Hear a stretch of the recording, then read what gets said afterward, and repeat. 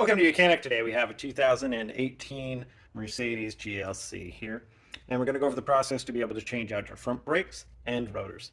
So to start with, you'll need to raise the vehicle, remove the tire, and of course put your vehicle on jack stands.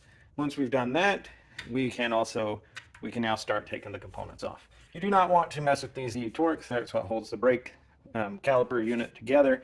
And this is a 4-piston caliper, meaning we have 2 pistons on this side, 2 pistons on this side, and that is what provides your braking power. And so this stays together as all one full unit, and you do not touch these. Now there are 2 number 21 mil bolts on the back that we undo to be able to remove the whole caliper. So to start with, just to get the first things out of the way, we have this E10 bolt here that holds the bracket for the brake wear sensor cable.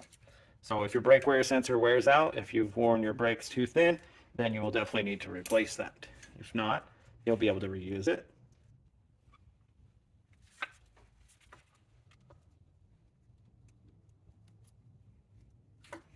There we go. So we got the sensor separated, just easy, and then we do need to, we'll pull this out, but we'll worry about pulling it out once we have it out of the brakes. This can just hang here. Now, next thing, whether you do it now or later, but we will want to push these back. And so you can use a small punch, or I've got a tool. I mean, this was a pick tool that's broken, so it's got a blunt end on it, which will fit right here to push these little pins back.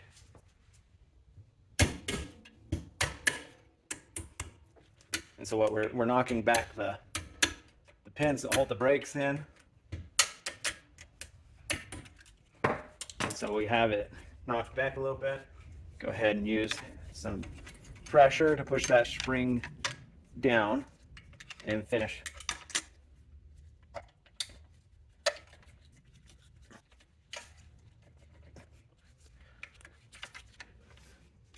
Pulling it out.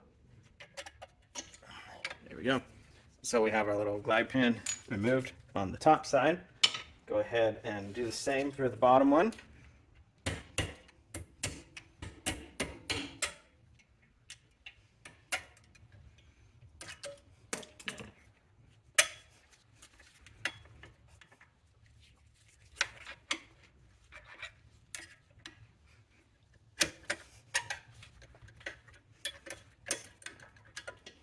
There we go. So we have that undone. And then next, we do need to push our caliper back. And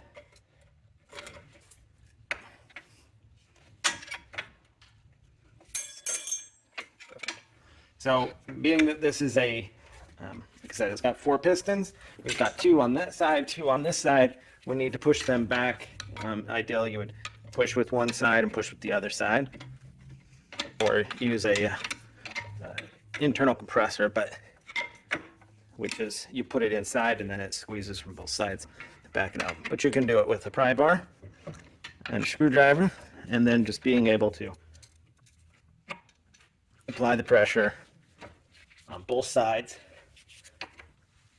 to press those pistons backwards. Perfect.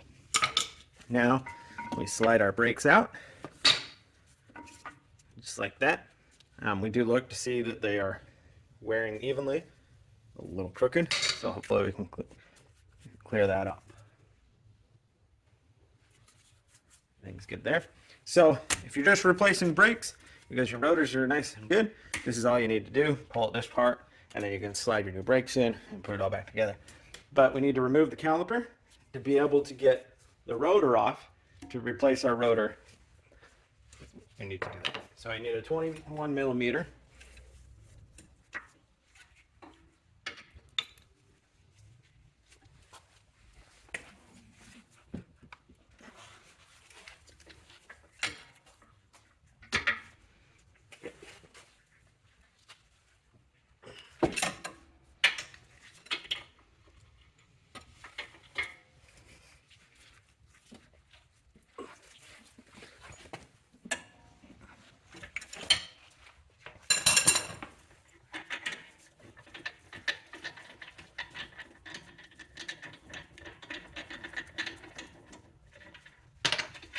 So we removed the 21 mil bolts. Remove them both. Get the bottom one out.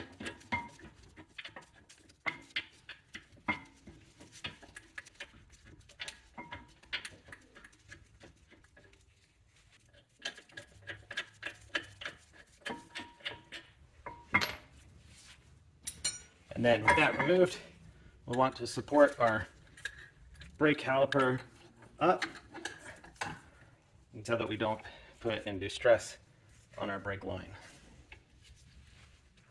Coming around here to remove the rotor unit, we need to undo this bolt here, which is a 30 mil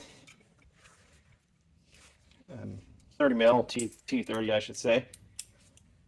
And then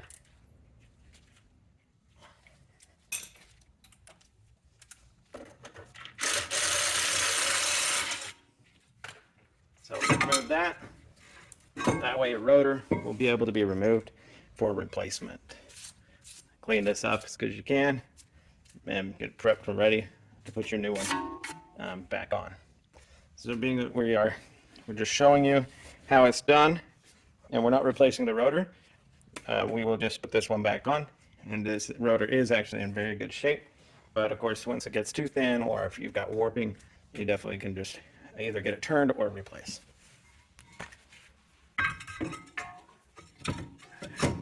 So we put the rotor on there. If we have the bolt, we can go ahead and install that. If you don't have this bolt, it's not crucial that you have the particular one, just that you would want to use a lug nut to be able to tighten and hold the rotor in place while you put all the other components together. Because otherwise, this is really just for assembly. Otherwise, this stuff, it floats around, flaps around here, and makes it a little tougher to put everything together. So replacement of our rotor is done. Now we're able where we can bring our brake caliper back down to be able to install that. So taking our brake caliper back over the rotor, we can now put the 20 mil bolts in.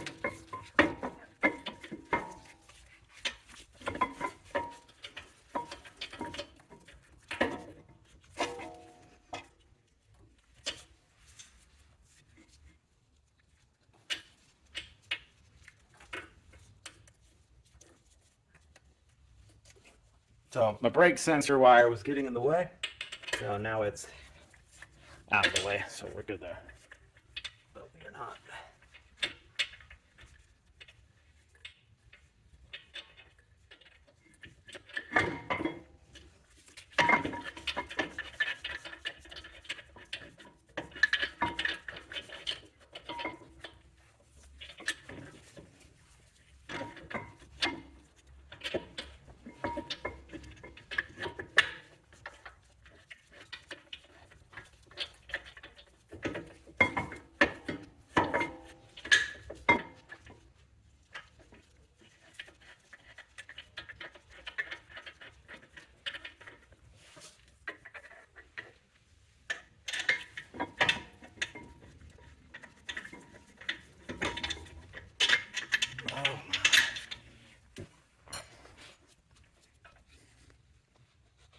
All right, took a little bit, but I got those bolts lined up. So we're gonna finish tightening them down. The 21 mils to hold the caliper. I guess this caliper and carrier unit is all one, but it's a caliper.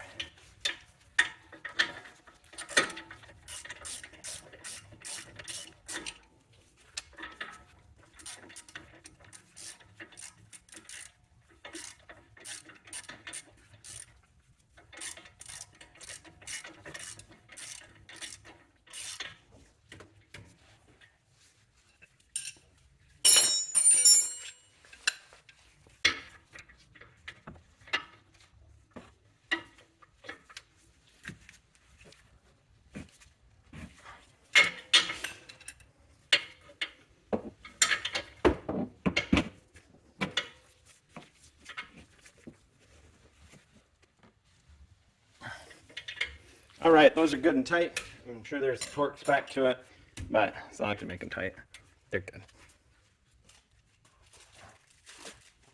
All right, so we have our new brake pads.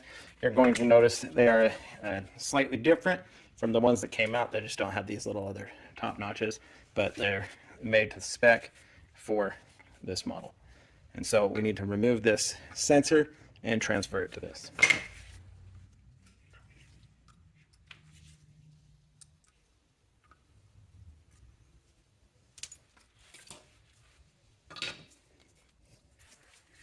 Okay, so I remove the sensor and be able to attach this sensor onto this one, just like that. And then we just slide these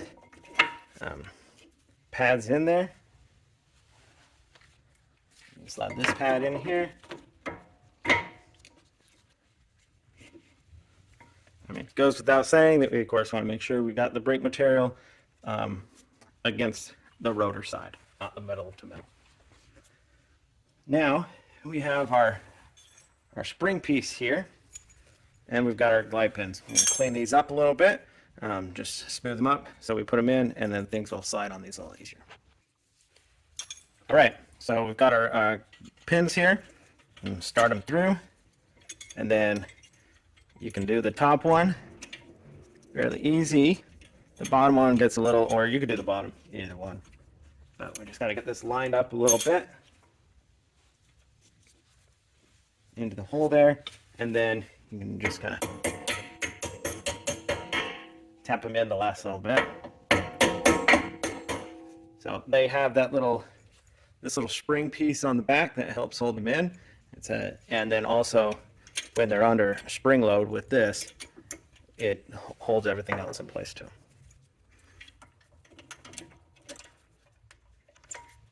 So holding that tab, getting those aligned, and then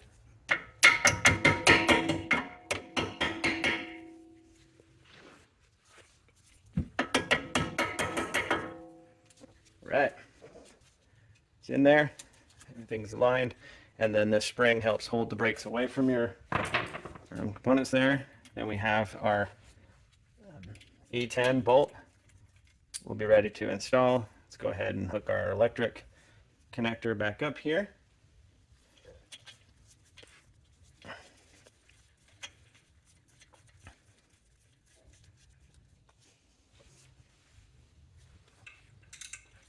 And then tighten our E10. There we go. And so we've replaced our brake pads, and how you would replace your rotor on your GLC 300 here. And so then you'll be able to put the tire on and torque it to spec, and then be ready to go drive down the road. Do make sure you pump the brakes a couple times so that that little bit of leftover residual in there will be able to be compressed out, so that when you do hit the brakes, they work on your first try. Thank you for watching YOUCANIC, where you can be the mechanic.